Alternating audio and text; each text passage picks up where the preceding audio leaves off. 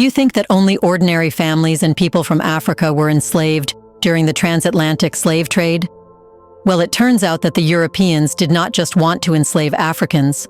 They wanted a twisted form of pleasure by subjugating everyone, including the royals like kings, princes, princesses, and other family members. This ensured that the entire African kingdoms were infected with slavery, as their guardians were themselves enslaved forcefully.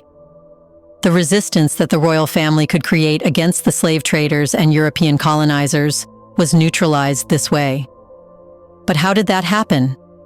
Why did the European slave traders enslave the royal members, and who were they? Welcome to a new episode of Black Afric Diary, a channel where we talk about Black African history, culture, arts, and civilization. It's a place where you will see the real picture of Black Africa, its stories, and the events defining it. In this episode, we will tell you about 5 African royals who could not escape the harsh reality of the time and were captured, enslaved, and taken to the Americas and Europe. Let's get started.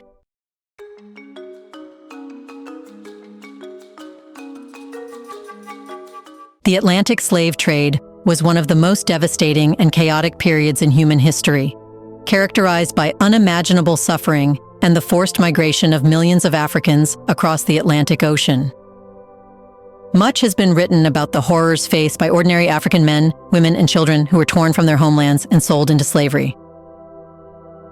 However, less attention has been given to the stories of African royals who were also swept up in this brutal system.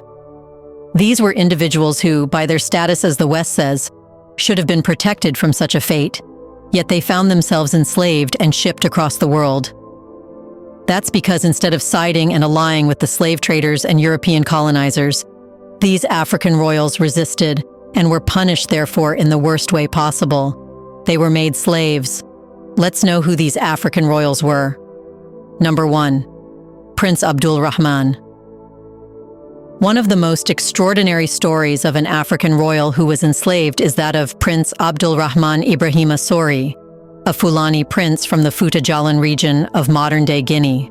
Born into royalty in 1776, Prince Abdul Rahman was the son of Almami Ibrahim Sori, the ruler of the Fouta Djallon region. As a young prince, Abdul Rahman enjoyed a life of privilege, receiving an extensive education that included studies in Arabic, mathematics, and the Quran. He was known to speak 4 languages and was considered an exceptionally intelligent and well-learned individual. Upon completing his education, Abdul Rahman joined his father's army and quickly rose through the ranks, eventually becoming the commander of a 2,000-man military unit tasked with protecting the Fouta Djallon kingdom's coastline and overseeing its economic interests. It was during one of these military campaigns that Abdul Rahman's life took a tragic turn. In 1788, he was captured by enemy forces and sold into slavery. If he wanted, he could side with the slave traders, helping them raid villages and capture more slaves in return for his freedom.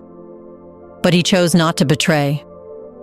He was eventually transported to the United States, where he was sold to a Mississippi plantation owner named Thomas Foster. For the next 40 years, Prince Abdul Rahman labored as a slave on Foster's cotton plantation. Despite his enslavement, Abdul Rahman's royal upbringing and education never left him. In 1826, he managed to send a letter to his family in Africa, detailing his plight and asking for help.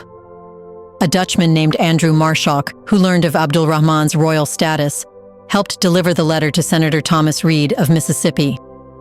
The letter was then forwarded to the U.S. consulate in Morocco, where it caught the attention of the Sultan of Morocco. Mistakenly believing that Abdul Rahman was a Moroccan prince, the Sultan intervened and requested his release. In 1828, after years of advocacy, Abdul Rahman was finally freed by order of President John Quincy Adams.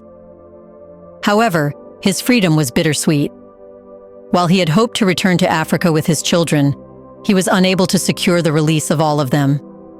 In the end, Abdul Rahman made the difficult decision to leave his children behind in the United States and return to Africa alone. He traveled to Liberia, where he spent the remainder of his life, forever separated from his family. Before we continue further, tell us, are you enjoying the video?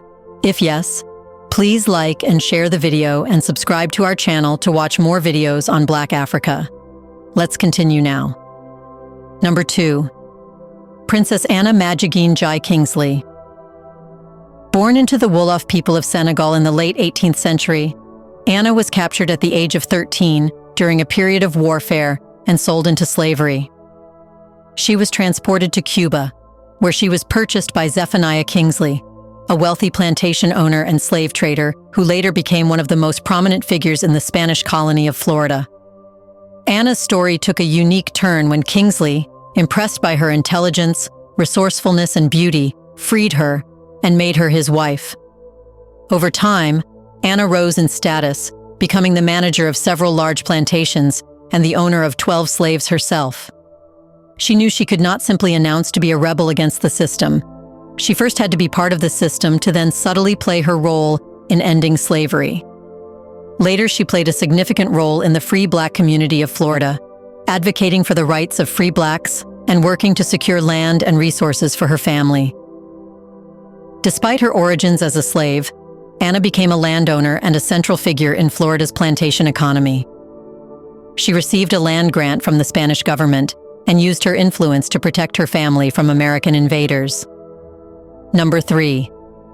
William Ansa Sisaraku. William Ansa Sisaraku was a Fonte prince from southern Ghana and was the son of John Corinthi, a powerful chief. In the late 18th century, John Corinthi arranged for his son to be sent to England for an education. However, the man entrusted with taking William to England betrayed him, selling him into slavery instead. William was transported to Barbados, where he spent several years as a slave. By sheer luck, a trader recognized him in Barbados and alerted his father, who immediately petitioned the British authorities for his son's release. After much negotiation, the Royal African Company, a British trading company involved in the slave trade, intervened and secured William's freedom. He was transported to England, where he was received as a prince and became a celebrated figure in London's high society. Number 4. King Taki. King Taki, a Fonte chief from Ghana, was a fierce warrior and leader who fought against the Ashanti in his homeland. However, his fortunes changed when he was captured during a battle and sold into slavery. Taki was transported to Jamaica, where he became one of the most influential figures in the history of slave resistance. In 1760, Taki led a large-scale revolt against the British plantation owners in Jamaica. Known as Taki's War, this rebellion was one of the most powerful slave uprisings in the Caribbean, shaking the authorities to the core. Taki and his followers, including other enslaved Africans, managed to capture several plantations, killing the owners and freeing their fellow slaves. For a brief time, it seemed as though they might succeed in overthrowing British rule on the island. However, the rebellion was ultimately crushed, and Taki was killed in battle. Despite his defeat, King Taki's legacy lives on as a symbol of resistance and the fight for freedom. His rebellion inspired future uprisings in Jamaica and other parts of the Caribbean. Number 5. Ganga Zumba.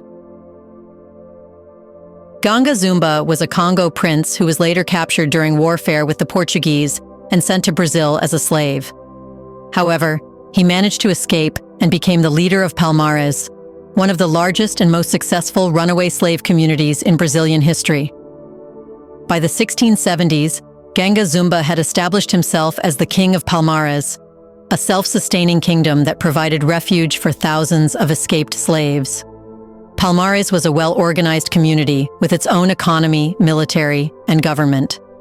Ganga Zumba ruled from a royal compound known as Macaco, which housed his family, guards, and ministers. Using his intelligence and courage, Ganga Zumba's leadership turned Palmares into a symbol of African resistance in the Americas.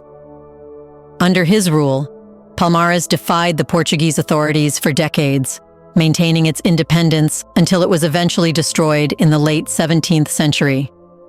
Ganga Zumba's legacy as a leader and king continues to inspire those who fight for freedom and justice.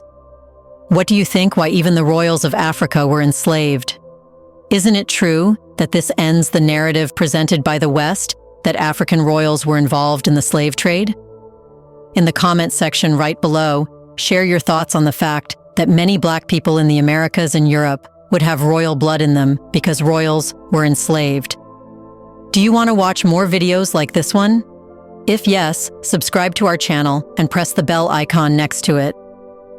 We bring videos on Black Africa, its history, rich arts and culture, and things the world should know about. Thanks for watching, and until the next video, stay tuned.